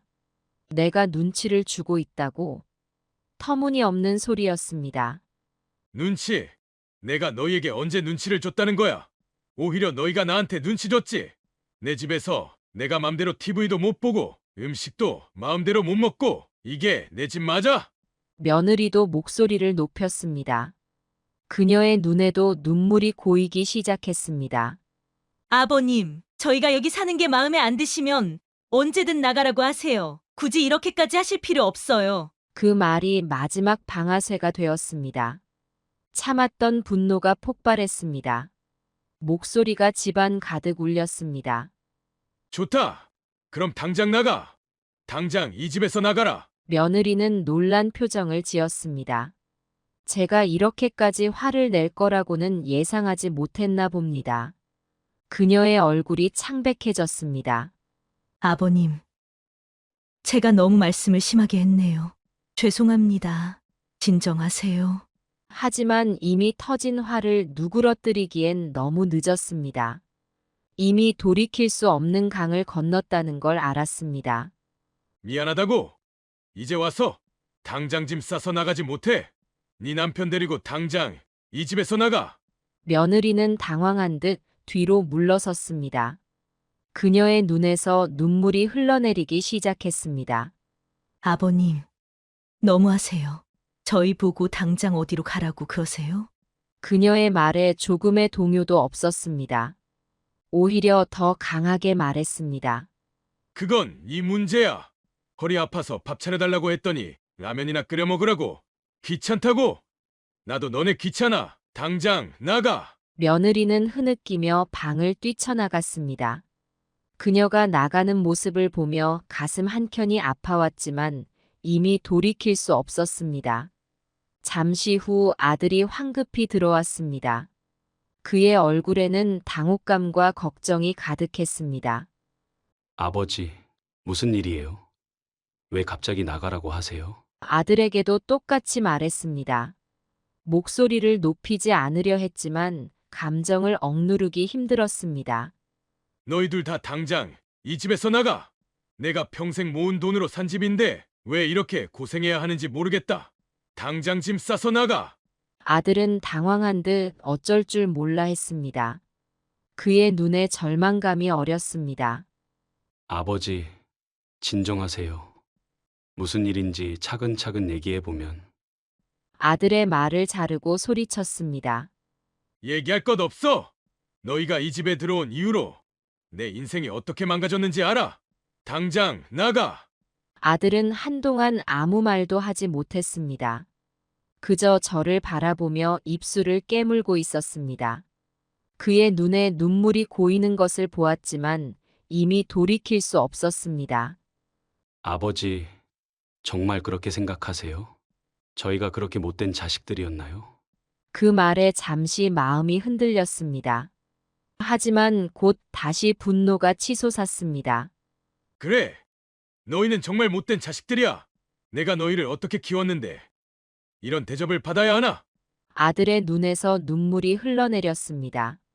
그는 흐느끼며 말했습니다. 아버지, 저희가 정말 죄송합니다. 그동안 많이 부족했어요.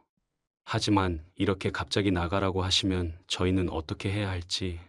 그의 말에 조금도 마음이 흔들리지 않았습니다. 오히려 더 강하게 말했습니다. 그건 이 문제야. 내가 너희 인생까지 책임져야 하나? 너희도 이제 다 컸잖아. 알아서 살아. 아들은 무릎을 꿇고 애원하기 시작했습니다. 아버지, 제발요. 저희에게 마지막 기회를 주세요. 이번엔 정말 달라지겠습니다. 제가 열심히 일해서 돈을 벌겠습니다. 아버지 연금에 의지하지 않고 살아갈게요. 그 말을 듣자 더욱 화가 났습니다. 이제 와서 그런 말을 하면 뭐해? 지금까지 뭐했어? 왜 이제야 그런 말을 하는 거야? 아들은 고개를 푹 숙였습니다. 그의 어깨가 흐느낌으로 떨리고 있었습니다. 죄송합니다, 아버지. 저희가 정말 많이 잘못했습니다. 하지만 이번만 용서해 주세요. 정말 열심히 살겠습니다. 며느리도 방에서 나와 무릎을 꿇었습니다. 아버님, 정말 죄송합니다. 제가 너무 무례했어요. 용서해 주세요. 앞으로는 정말 열심히 하겠습니다. 그들의 모습을 보니 갑자기 모든 것이 허무해지는 것 같았습니다. 한숨을 깊게 내쉬었습니다. 일어나라. 그렇게까지 할 필요 없다. 둘 다 고개를 들었습니다. 그들의 눈에 희망이 어렸습니다. 하지만 제 마음은 이미 돌이킬 수 없었습니다. 하지만 내 말은 변함없어. 나가. 아들과 며느리의 표정이 절망으로 바뀌었습니다. 그들의 눈에서 다시 눈물이 흘러내렸습니다. 아버지, 아버님, 더 이상 말하지 마라. 그냥 조용히 나가. 둘 다 한동안 아무 말도 하지 못했습니다. 침묵이 이어지다가 결국 아들이 입을 열었습니다. 알겠습니다, 아버지. 저희가 정말 많이 잘못했네요.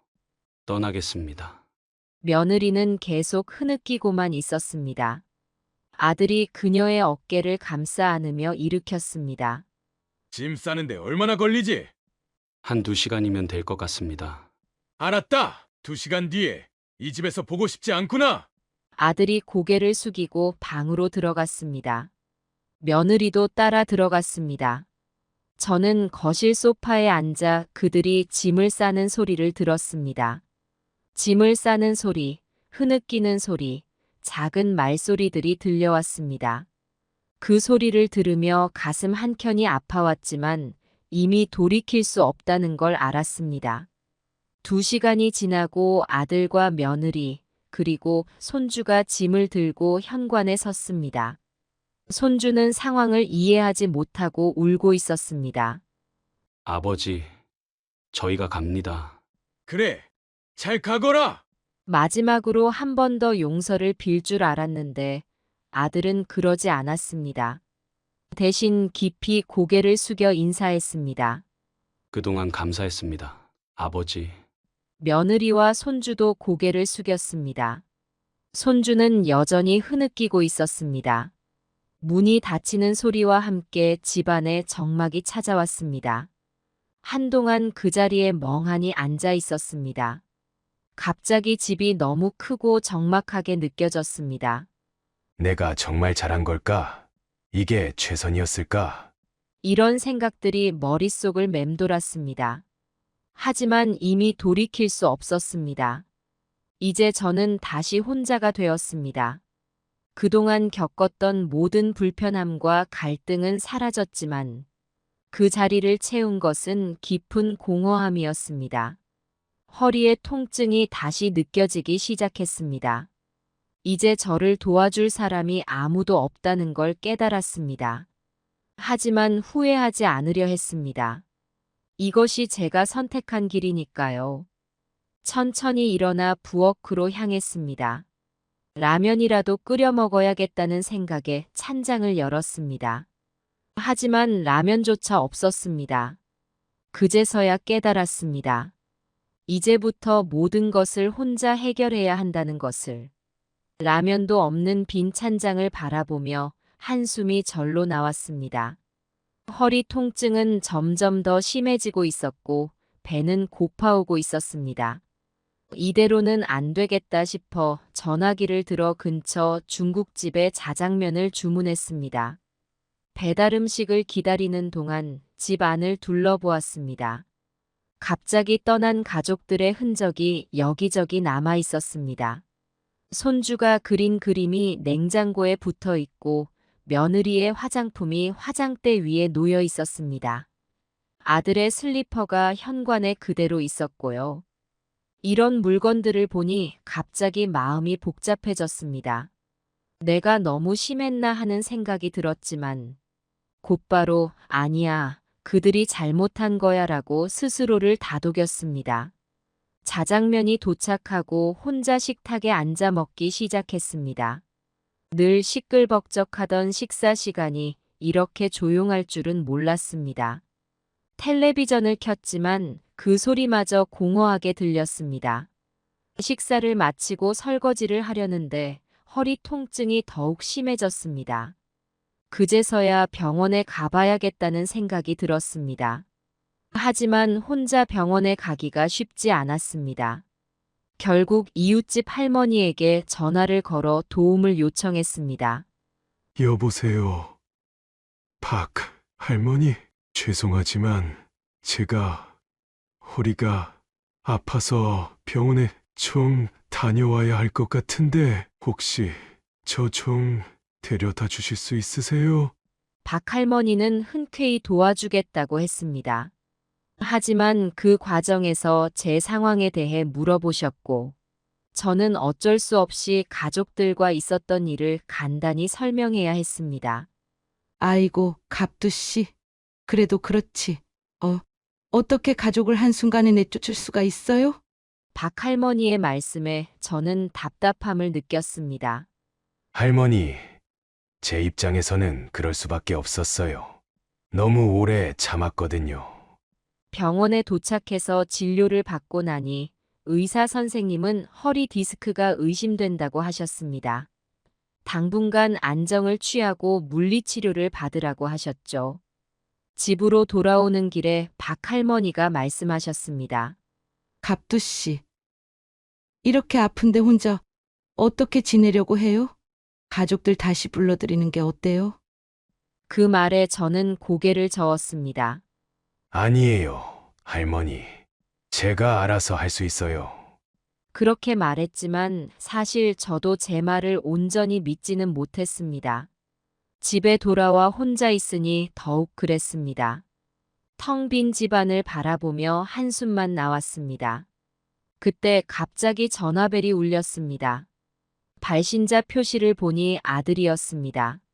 순간 가슴이 쿵쾅거렸습니다. 받아야 할지 말아야 할지 고민하다가 결국 전화를 받았습니다. 여보세요. 아버지, 저예요, 민규. 아들의 목소리가 떨리고 있었습니다. 왜 전화했니? 아버지, 정말 죄송합니다. 저희가 너무 잘못했어요. 한 번만 더 기회를 주세요. 아들의 말에 마음이 흔들렸습니다. 하지만 곧 마음을 다잡았습니다. 기회 몇 번을 줬는데? 정말 죄송합니다, 아버지. 이번엔 정말 달라질게요. 제가 직장도 구했어요. 직장. 지금 와서 그게 무슨 소용이야? 아버지, 제발요. 저희를 다시 받아주세요. 어머니 살아계실 때 약속했잖아요. 우리 가족 꼭 지키겠다고. 그 말에 가슴이 아파왔습니다. 아내와의 약속이 떠올랐습니다. 하지만 동시에 그동안의 서운함도 함께 올라왔습니다. 그래, 약속했지. 하지만 너희는 그 약속을 지키지 않았잖아. 아버지, 저희가 정말 잘못했어요. 이번만 용서해 주세요. 앞으로는 정말 효도하며 살겠습니다. 아들의 목소리에 진심이 묻어 있었습니다. 순간 마음이 약해졌지만 곧 그동안의 일들이 떠올랐습니다. 민규야, 나도 너희를 미워해서 그런 게 아니야. 하지만 이제는 각자의 삶을 살아야 할 때가 온 것 같구나. 아버지, 제발요. 손주 생각도 해주세요. 그 말에 손주 얼굴이 떠올랐습니다. 눈시울이 붉어졌지만 꾹 참았습니다. 그건 네 책임이야. 너희가 알아서 해결해. 아버지, 더 이상 할 말 없다. 앞으로 연락하지 마라. 그렇게 말하고 전화를 끊었습니다. 하지만 마음 한구석이 무거웠습니다. 정말 이게 맞는 걸까 하는 의문이 들었습니다. 전화를 끊고 한동안 멍하니 앉아 있었습니다. 아들의 말이 계속 귓가에 맴돌았습니다. 특히 손주 얘기가 마음에 걸렸습니다. 지우는 잘 지내고 있을까? 밥은 제대로 먹고 있을까? 하지만 곧 고개를 저었습니다. 아니야. 이제 그건 내 책임이 아니야. 그렇게 생각하면서도 마음 한구석이 계속 아팠습니다. 아내와의 약속, 가족에 대한 책임감, 그리고 그동안의 서운함이 뒤섞여 마음속에서 갈등을 일으켰습니다. 밤이 깊어갈수록 집안의 적막함이 더욱 크게 느껴졌습니다. 텔레비전을 켜봐도 라디오를 들어봐도 그 공허함을 채울 수는 없었습니다. 결국 잠을 이루지 못하고 뒤척이다 새벽에 일어났습니다. 시간이 지나면 나아지겠지. 그렇게 생각하며 창밖을 바라보았습니다. 하지만 마음 한구석에는 여전히 가족들 생각이 맴돌았습니다. 이게 정말 최선의 선택이었을까 하는 의문이 끊이지 않았습니다. 아침이 되자 집안의 적막함이 더욱 크게 느껴졌습니다. 아침 식사를 준비하면서 문득 경로당에 가봐야겠다는 생각이 들었습니다. 오랜만에 친구들을 만나 이야기를 나누고 싶었거든요. 간단히 식사를 마치고 옷을 갈아입었습니다. 거울을 보니 어제보다 더 피곤해 보이는 얼굴이 비쳤습니다. 한숨을 쉬며 집을 나섰습니다. 경로당으로 가는 길, 평소에는 느끼지 못했던 봄 햇살이 따뜻하게 느껴졌습니다. 새들이 지저귀는 소리, 바람에 흔들리는 나뭇잎 소리가 귀에 들어왔습니다. 문득 이런 소소한 것들을 즐길 여유가 생겼다는 생각이 들었습니다. 경로당에 도착하자 여러 친구들이 반갑게 맞아주었습니다. 어이, 갑두. 오랜만이구먼. 어디 아팠나? 김노인이 반갑게 말을 걸어왔습니다. 아니야. 그냥 좀 바빴어. 자리에 앉자 이 노인이 말을 건넸습니다. 갑두야, 얼굴색이 안 좋아 보이는구먼. 무슨 일 있었나?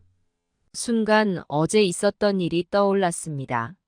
말을 해야 할지 말아야 할지 고민하다가 결국 입을 열었습니다. 그게 어제 아들 내외를 내보냈어. 뭐라고? 갑자기 왜? 모두의 시선이 저에게 집중되었습니다. 깊은 한숨을 내쉬고 이야기를 시작했습니다. 너희들도 알다시피 우리 아들 내외가 몇 년 전부터 우리 집에서 살고 있었잖아. 처음엔 괜찮았는데 점점 못마땅한 일들이 많아지더라고. 어떤 일들인데? 박 노인이 물었습니다. 아들놈은 제대로 된 직장도 없이 일용직만 전전하고 며느리는 집안일도 제대로 안 하고 내 연금으로 내쉬서 살면서 말이야. 친구들이 고개를 끄덕이며 듣고 있었습니다. 그래서 어제 아침 허리가 아파서 며느리한테 밥 좀 차려달라고 했더니 라면이나 끓여 먹으라더라고. 그 순간 참았던 게 폭발해서 나가라고 했지. 아이고, 그 정도면 너무했구먼. 이 노인이 말했습니다. 맞아, 갑두. 넌 잘했어. 김 노인도 동의했습니다. 그래도 가족인데 그렇게 내쫓는 건 좀. 박 노인이 조심스럽게 말을 꺼냈습니다. 박 노인, 당신은 아들 내랑 같이 안 살아봐서 그래. 얼마나 힘든 줄 알아. 이 노인이 반박했습니다. 맞아. 나도 며느리랑 같이 살아봤는데 정말 힘들더라고. 갑두, 넌 잘한 거야. 최 노인도 거들었습니다. 친구들의 지지에 마음이 조금 편해졌습니다. 하지만 여전히 마음 한구석이 불편했습니다. 그래도 말이야. 손주 생각하면 마음이 좀 그래? 아이고, 그 마음 이해해. 하지만 갑두야, 너도 이제 좀 편하게 살아야지. 평생 일하면서 모은 돈으로 이제 좀 누려야 할 나이 아닌가. 김 노인이 말했습니다. 맞아, 갑두. 너무 자식 생각만 하다가는 너만 손해야. 이 노인도 동의했습니다. 대화가 이어지면서 점점 더 많은 이야기가 오갔습니다. 친구들 대부분이 저의 결정을 지지해 주었고 비슷한 경험들을 나누기 시작했습니다. 나도 작년에 딸 내외를 내보냈어. 최 노인이 말을 꺼냈습니다. 어떻게 된 거야? 제가 물었습니다. 우리 딸이 이혼하고 애 데리고 들어왔거든. 처음엔 불쌍해서 받아줬는데 점점 내 집 안방을 차지하더라고. 결국 싸우고 나가라고 했지. 그래서 지금은 어떻게 지내? 처음엔 좀 힘들었지. 하지만 지금은 오히려 더 편해. 내 마음대로 살 수 있으니까. 최 노인의 이야기를 들으며 제 상황과 비슷하다는 생각이 들었습니다. 갑두야, 너무 마음 아파하지 마. 너가 한 결정이 옳았어. 김 노인이 제 어깨를 토닥였습니다. 그래, 이제 너 인생 좀 살아봐. 여행도 다니고 하고 싶은 것도 하고. 이 노인도 거들었습니다. 친구들의 말을 들으며 조금씩 마음이 편해졌습니다. 하지만 여전히 작은 의문이 남아 있었습니다. 그래도 말이야. 아들한테 전화가 왔었어. 다시 돌아오고 싶다고. 설마 받아주려고 하는 건 아니지? 김 노인이 걱정스러운 표정으로 물었습니다. 아니, 그렇진 않아. 그냥 마음이 좀 복잡해서. 갑두야, 지금 너가 흔들리면 안 돼. 한번 내린 결정은 끝까지 밀고 나가야 해. 이 노인이 단호하게 말했습니다. 맞아. 갑두, 너가 지금 무너지면 그동안의 노력이 물거품이 되는 거야. 최 노인도 동의했습니다. 친구들의 조언을 들으며 마음을 다잡았습니다. 그들의 말대로 이제는 제 인생을 살아야 할 때인지도 모릅니다.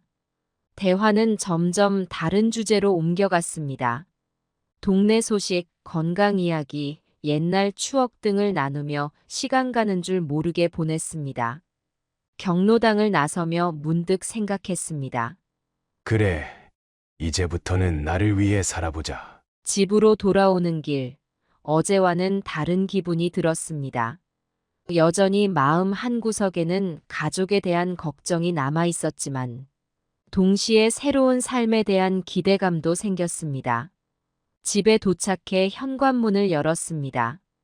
여전히 적막한 집이었지만, 이제는 그 적막함이 그리 나쁘지만은 않게 느껴졌습니다.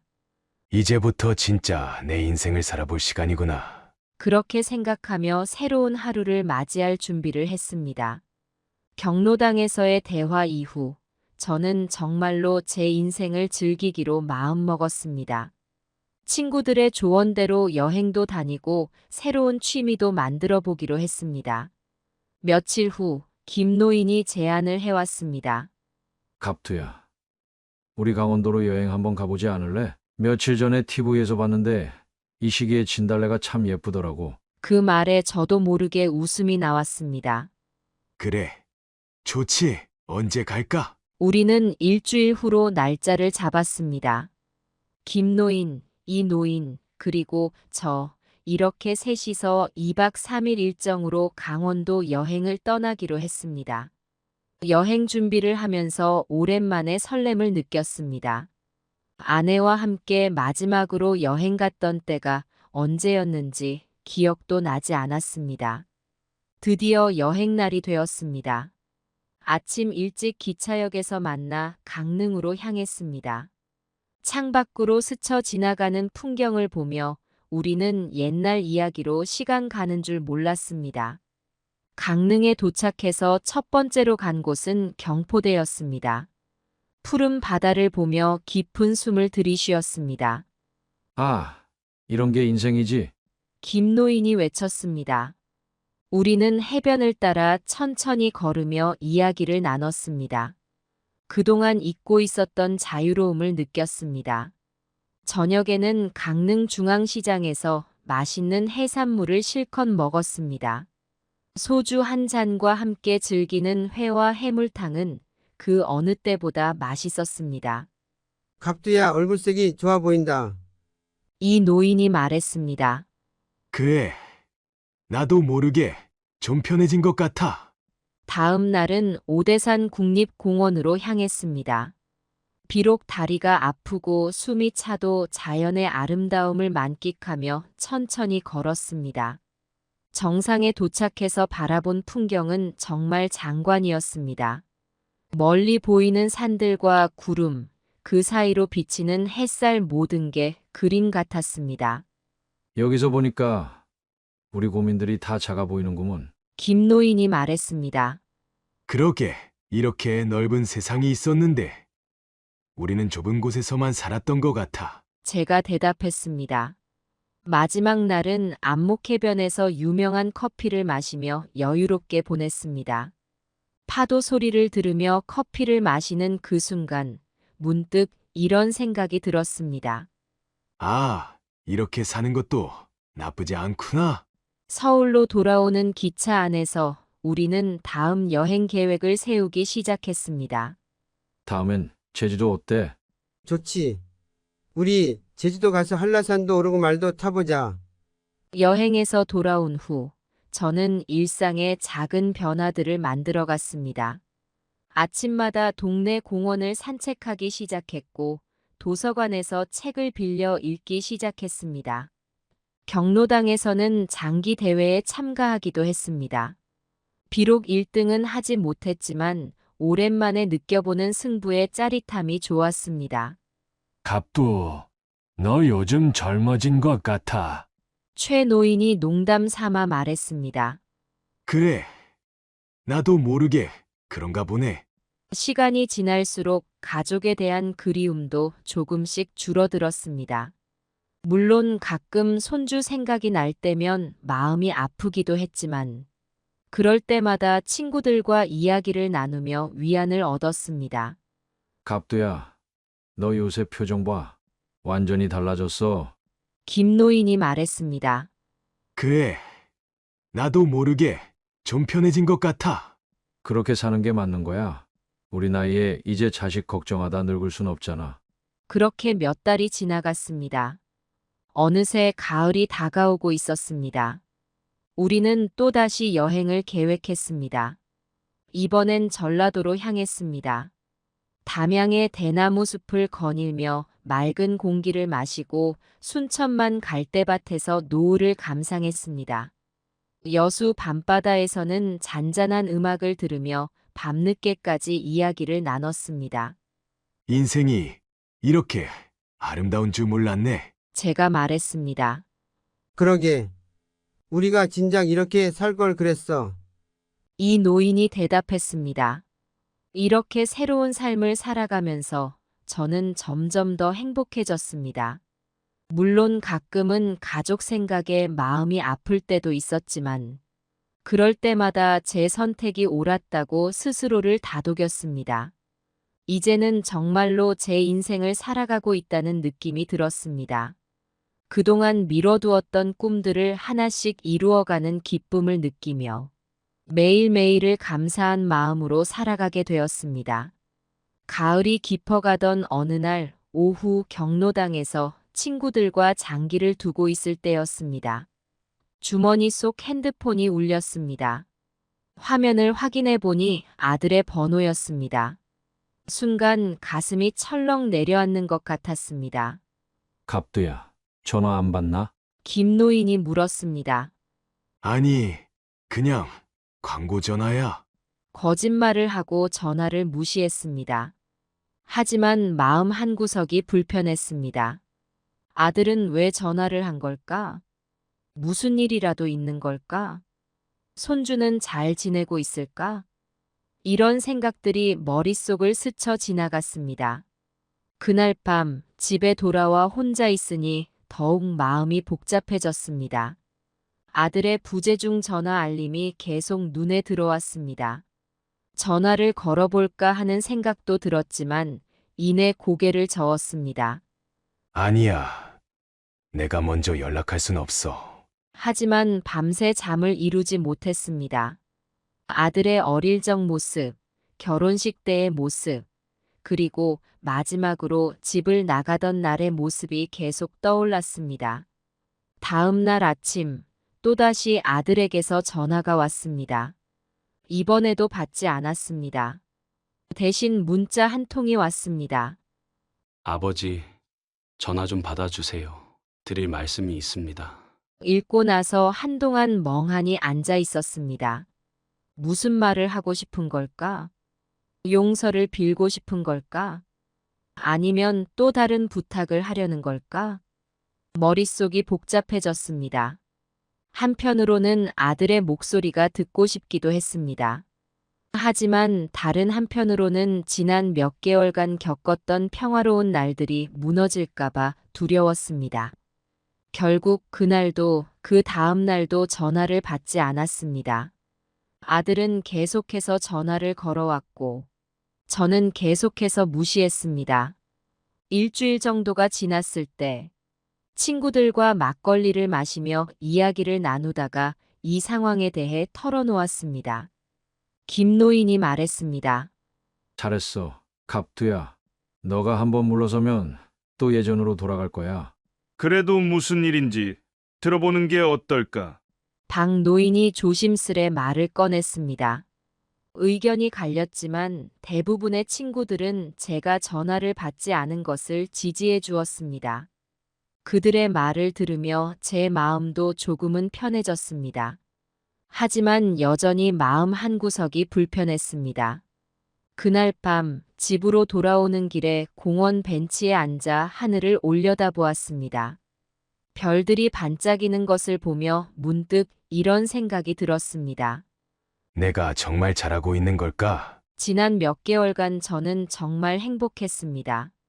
여행도 다니고 친구들과 시간도 보내고 새로운 취미도 만들었습니다.